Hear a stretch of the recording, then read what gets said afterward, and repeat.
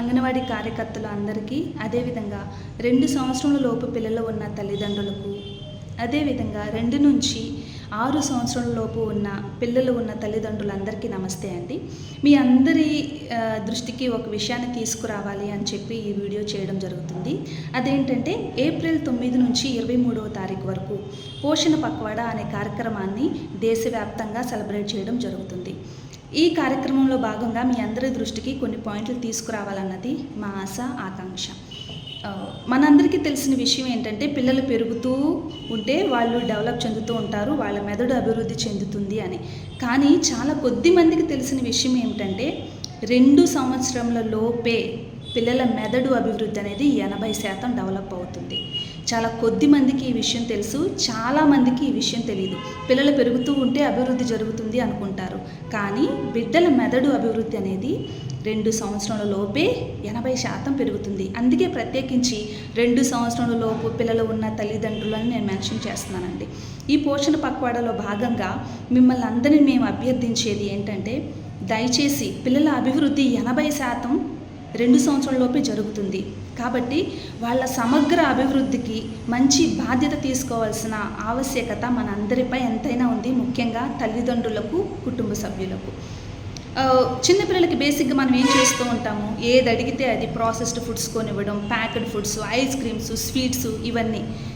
మా విన్నపం ఏంటంటే ఈ పోషణ పక్వాడాలో భాగంగా స్వీట్స్ నుంచి పిల్లల్ని దూరంగా పెట్టండి. అలాగే ప్రాసెస్డ్ ప్యాకెడ్ ఫుడ్స్ నుంచి, ఇది పాయింట్ నెంబర్ 1 అండి. ఇలాంటి ఫుడ్స్ పిల్లలకి దయచేసి ఇవ్వకండి. ఇది పిల్లల ఆరోగ్య అభివృద్ధికి ఎంతో ముఖ్యమైన విషయం. ఇన్ కేస్ మనం వాళ్ళకి కనుక ఈ ప్రాసెస్డ్ ప్యాకెడ్ ఫుడ్స్ ఇస్తున్నాము అంటే వాళ్ళ అనారోగ్యానికి మనమే బాటలు వేసిన వాళ్ళం అవుతున్నాం అనే విషయాన్ని ఎవ్వరూ మర్చిపోకూడదు. 2వ పాయింట్ ఏంటంటే సెల్ ఫోన్స్ అండ్ టీవీస్ అండి. ఈ రోజులు ఎలా అయిపోయాయంటే, గతంలో పిల్లలకు భోజనం పెట్టాలంటే అమ్మ కానీ అమ్మమ్మలు, నాయనమ్మలు బిడ్డను చంకనేసుకొని అదిగోరా పక్షి, అదిగోరా కాకి, ఇదిగో పిచ్చుక, బాబాయ్ వస్తున్నాడు, అమ్మ వస్తుంది అని చెప్తూ భోజనం పెట్టే రోజులు పోయి, పిల్లలకు భోజనం పెట్టడానికి వాళ్ళ చేతుల్లో సెల్ ఫోన్లు పెట్టడం లేదా టీవీ ఆన్ చేసి పిల్లలకు భోజనం పెట్టడం అన్నది ఎంత మారుమూల గ్రామాలకు వెళ్ళినా కూడా మా కంటికి కనిపిస్తున్న దృశ్యాలు ఇవి. కాబట్టి తల్లిదండ్రులందరికీ మా విజ్ఞప్తి ఏంటంటే, పిల్లల్ని స్క్రీన్ వైపు కాకుండా అనుబంధాలు, ఆటల వైపు, వాళ్ళకు భోజనం పెట్టేటప్పుడు కూడా కథలు చెప్తూ, చూపిస్తూ, చంకను వేసుకొని ఏవైనా పరిసరాలు చూపిస్తూ భోజనాన్ని పెట్టండి తప్ప వాళ్ళకి ఫోన్లు, సెల్ ఫోన్లు, టీవీలు దయచేసి అలవాటు చేయొద్దని విన్నవించుకుంటున్నామండి. అంటే మన పరిస్థితి ఎంత దారుణంగా తయారైందంటే, ఈ సందర్భంగా మీ అందరికి ఒక విషయాన్ని చెప్పాలి. ఇది మీడియాలో కూడా వచ్చింది, మీ అందరికి కూడా తెలిసే ఉంటుంది. ఒక 10th క్లాస్ పిల్లాడు తల్లి సెల్ ఫోన్ ఇవ్వలేదని క్రికెట్ బ్యాట్తో తల మీద కొట్టి, తల్లి చనిపోయినా కూడా ఎటువంటి భావోద్వేగాలు లేకుండా ఆ పిల్లాడు వీడియో గేమ్ ఆడుకుంటున్నాడంట ట్యాబ్లో. అంటే ఆ పిల్లవాడికి ఫోను, టీవీలు అలవాటు చేసింది ఎవరు? కాబట్టి దయచేసి ప్రియమైన తల్లిదండ్రులందరికీ నా విజ్ఞప్తి ఏంటంటే, మన బిడ్డలకు సెల్ ఫోన్లు, టీవీలు కాకుండా అనుబంధాలు, ఆటల వైపు మళ్లించాలని మనస్ఫూర్తిగా కోరుకుంటున్నాను. అదేవిధంగా మన కుటుంబంలో ఉంటున్న అమ్మమ్మ, నానమ్మ, తాతయ్య, బాబాయ్ మీరందరూ కూడా బాధ్యత తీసుకోవాలి. పిల్లలకు కథలు చెప్తూ, అలాగే వాళ్ళ అనుభవాలు పంచుకుంటూ, పరిసరాలు చూపిస్తూ ఈ విధంగా బిడ్డలను పెంచాలి.